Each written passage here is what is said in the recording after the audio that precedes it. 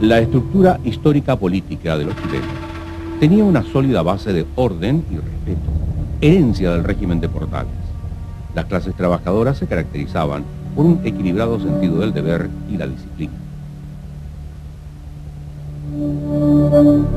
Sin embargo, el comunismo estaba tendiendo sus redes invisibles. En efecto, ese año arribó a Chile una selecta delegación de cerebros e instructores que comenzaron entonces en el país los primeros rasgos del violentismo y huelgas encabezados por agitadores comunistas. En el gobierno del presidente González Videla se realizó la promulgación de una ley llamada Defensa Permanente de la Democracia, que prohibió toda actividad comunista en el país. Mi teoría era muy clara y muy sencilla, y creo que es la única manera de defender la democracia en el mundo. Y es que la libertad que da la democracia no puede servir para ser destruida. Y usted, al darle cabida a un comunista y otorgarle los derechos y las libertades que tiene un demócrata, sencillamente usted lo que está es sentenciando a muerte a la democracia, como lo ha demostrado el Partido Comunista en todo el mundo. Debemos recordar que las medidas tomadas por el gobierno del presidente González Videla desarticularon el montaje comunista, pero se reorganizaron en la década del 60.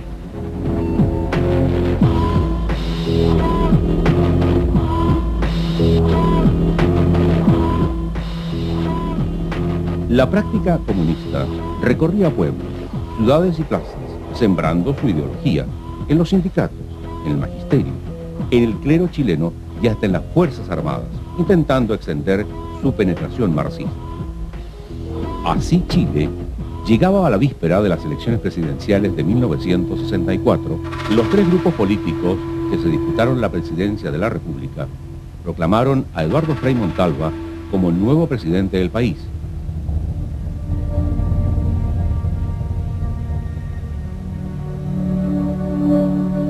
Los primeros pasos del gobierno de Frei se armonizaron favorablemente, hasta que los factores de desestabilización monetaria provocaron un crecimiento inflacionario y desencadenaron movimientos huelguistas.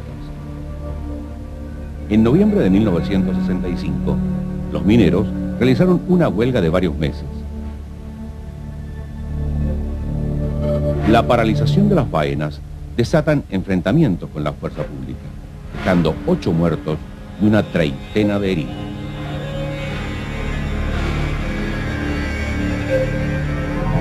El mando de Frei duraría 6 años. ¿Pero qué son 6 años para un tenaz candidato presidencial? No son gran cosa, especialmente para Salvador Allende, quien en este lapso había organizado un conglomerado de partidos de izquierda que denominó Frente Revolucionario de Acción Popular. Así llega el 5 de septiembre de 1970. En las elecciones se postularon Radomiro Tomic, por la Democracia Cristiana, Salvador Allende, por la Unidad Popular, y Jorge Alessandri, quien era apoyado por el Partido Nacional y el Partido Democracia Radical.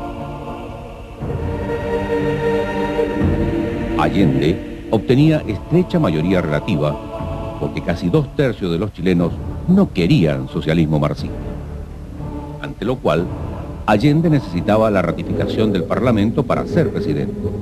Consiguió el apoyo de la Democracia Cristiana solo después de haber sido incorporado a la Constitución un estatuto de garantías. En ese documento se tratan de superar determinados vacíos normativos en cuanto a la regulación de los partidos políticos. Se excluye, lamentablemente, por primera vez en nuestra historia constitucional, una definición del carácter de la fuerza pública, que estaba constituida exclusivamente por las Fuerzas Armadas y el Cuerpo de Carabineros. Instituciones esencialmente profesionales, jerarquizadas, disciplinadas, obedientes y no deliberantes, que solo en virtud de una ley podrá fijarse la dotación de estas instituciones. El estatuto se pone en vigencia, una norma extraordinariamente importante en la vida nacional, por cuanto en el fondo se está resguardando a la sociedad en aquello que se dice en relación con el origen de las Fuerzas Armadas como responsables legítimas y garantes de su protección.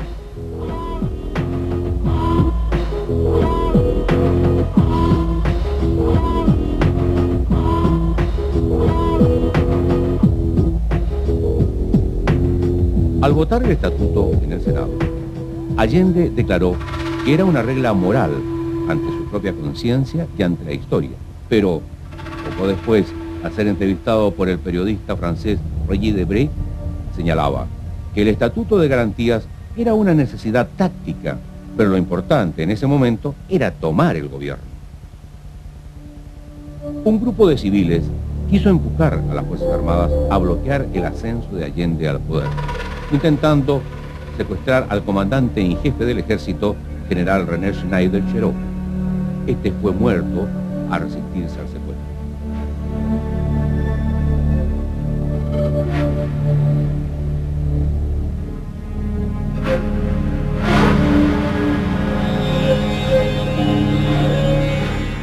De esa manera, llegó Allende a la presidencia, un 5 de noviembre de 1970, en que, reunido el Congreso Pleno, bajo la presidencia del senador demócrata cristiano Tomás Pablo, se eligió presidente de Chile.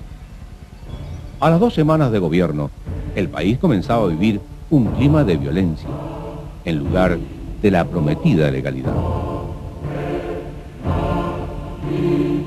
Ya en el mes de noviembre, miles de casas habían sido ocupadas por la fuerza y más de 1000 predios agrícolas corrieron la misma suerte en los meses siguientes. Al cuerpo de carabineros no se le permitía actuar contra los usurpadores. En cambio, se les ordenó frecuentemente reprimir a quienes defendían sus derechos, usando la fuerza contra el pueblo. Este clima se extendió por todo el territorio y las víctimas iban quedando en el camino.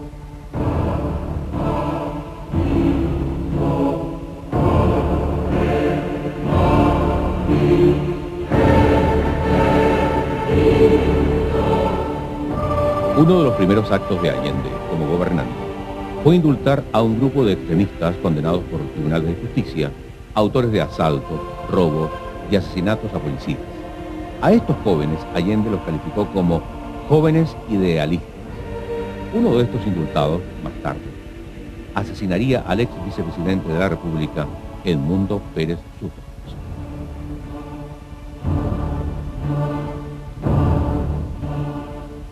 El periodo de la Unidad Popular se caracterizó más que ningún otro gobierno por utilizar a las Fuerzas Armadas como herramientas de solución de conflictos internos en cada una de las crisis por las cuales atravesaba el país. El clima de enfrentamiento que vivía el país llegó a su punto de ebullición el miércoles 1 de diciembre de 1971, coincidiendo con la visita de Fidel Castro. Varios miles de mujeres afectadas por el desabastecimiento que presentaba el mercado de consumo, realizaron una jornada de protesta por las calles de Santiago y fue denominado la Marcha de las Ollas y Cacerolas Vacías.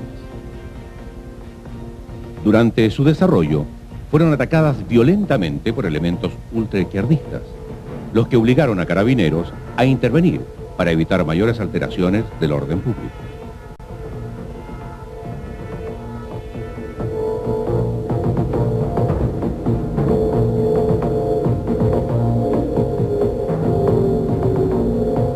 Durante el año 1972, se continuaron generando serias situaciones atentatorias al orden público, económico y social, culminando el 21 de agosto con una huelga nacional del comercio.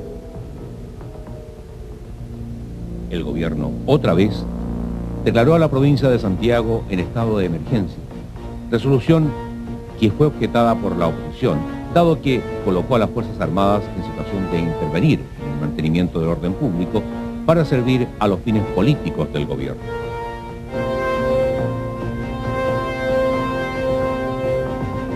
Ya en octubre se suma a la paralización del comercio una huelga de la Confederación de Dueños de Camiones de Chile.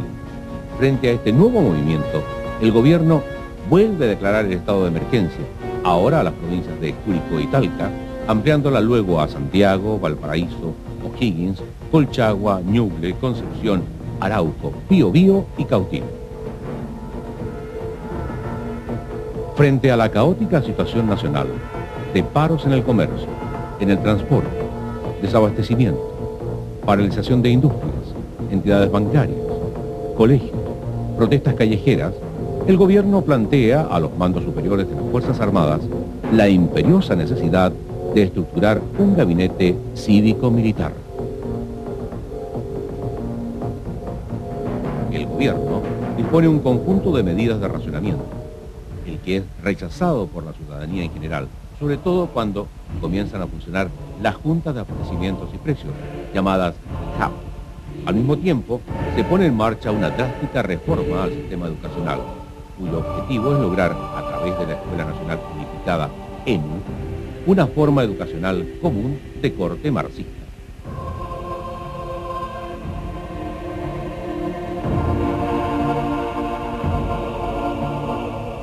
La situación moral, política y económica que vivía Chile, más la declaración del Parlamento que señalaba que el gobierno de Allende había quebrantado el orden constitucional, y la petición de los diferentes colegios profesionales sobre la ilegalidad del gobierno, hacían insostenible la seguridad de la patria, y por lo tanto, solo había una sola manera de actuar para salvar al país y a sus habitantes.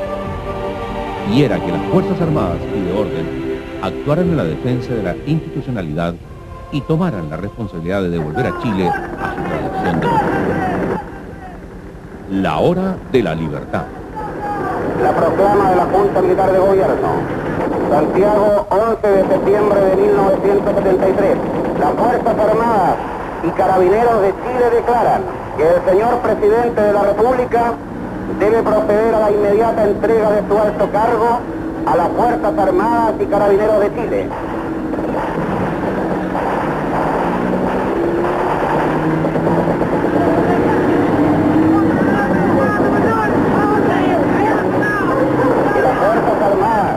Y el Cuerpo de Carabineros de Chile están unidos para iniciar la histórica y responsable misión de luchar por la liberación de la patria del yugo marxista y la restauración del orden y de la institucionalidad.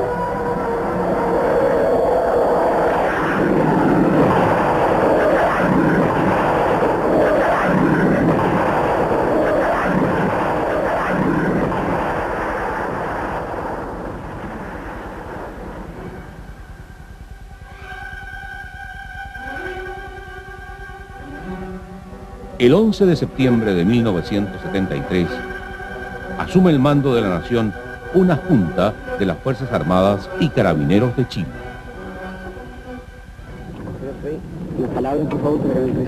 Vengo a este sitio para, junto con todas las iglesias de Chile, orar por la paz y la reconstrucción de nuestra patria. No tenemos palabras con que agradecerle a la Fuerza Armada de Chile de habernos salvado de la garra del comunismo. Estamos todos a punto de perecer, dada la organización paramilitar que ellos tenían organizado, como ustedes han visto. ¿Qué opinión tiene del futuro de Chile? Está salvado, estamos salvados.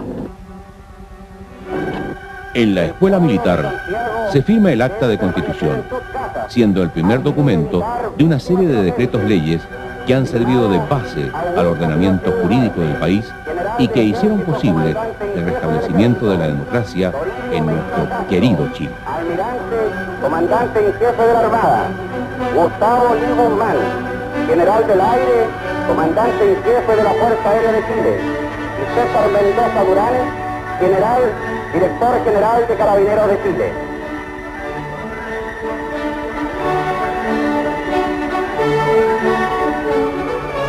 Finalmente, la agonía marxista queda atrás y el presidente de la República, general Augusto Pinochet Ugarte, lidera el comienzo de las transformaciones que traerán progreso, proyección y desarrollo a una nación caída.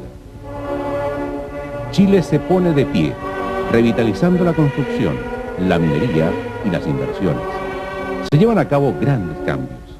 El campo y la ciudad palpan una felicidad y una calidad de vida que creían extintas. El fomento a la producción, a las exportaciones y a la pesca sustentan una economía pujante, sólida y estable, que llevan al país a mirar con optimismo el futuro.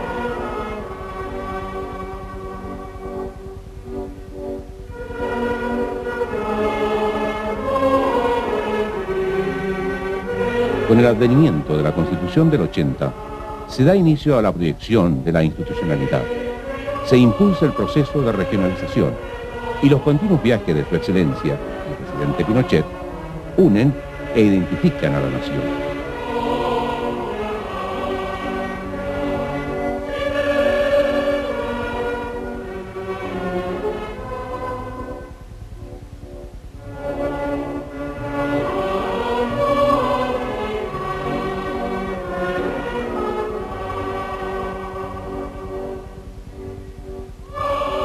La visita de su santidad, el Papa Juan Pablo II, da fe de ello, así como el gran proyecto de una unión nacional, concebido por el general Augusto Pinochet Ugarte, la carretera austral.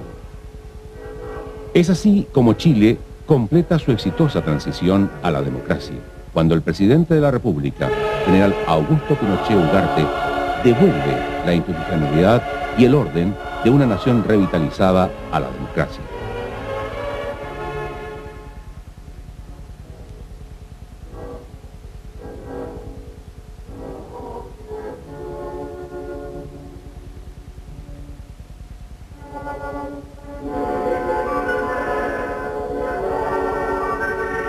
Les expreso hoy, con toda mi fe, que seguiré queriendo lo mejor para esta tierra bendita que se llama Chile.